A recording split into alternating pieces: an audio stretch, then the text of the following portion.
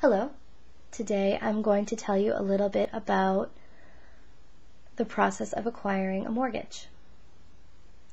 There are many key terms involved with a mortgage, including a fixed or a variable interest rate, as well as escrow.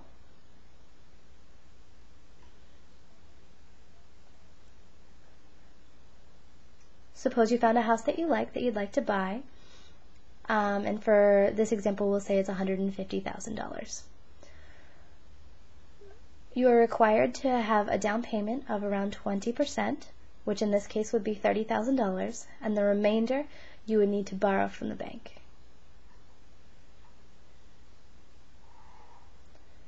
You would fill out an application, and the bank would check your credit history, which includes any kind of credit cards that you've had.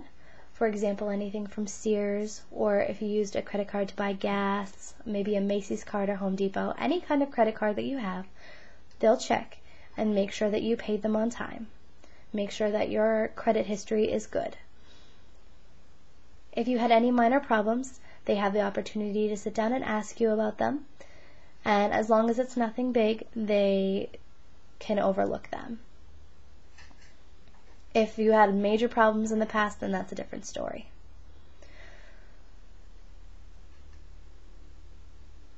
Once you've been approved, then you're going to research interest rates.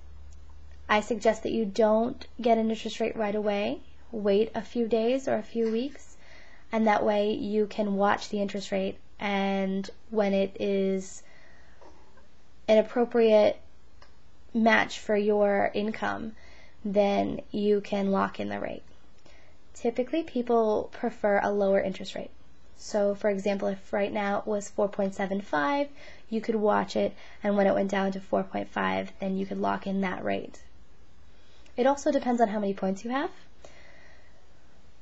People usually have between 0 and 2 points.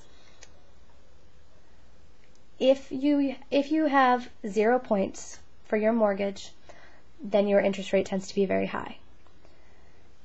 If you'd like your interest rate to be a little bit lower, then you can have 1 point.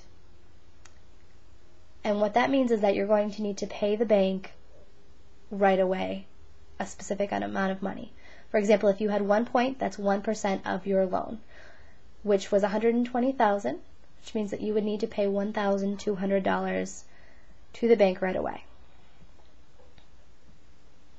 Maybe you'd like it a little bit lower, for example, from 4.5 to 4.4, and if that's the case, you could have 2 points, and then you would need to pay $2,400 right away, and then your interest rate would be lower.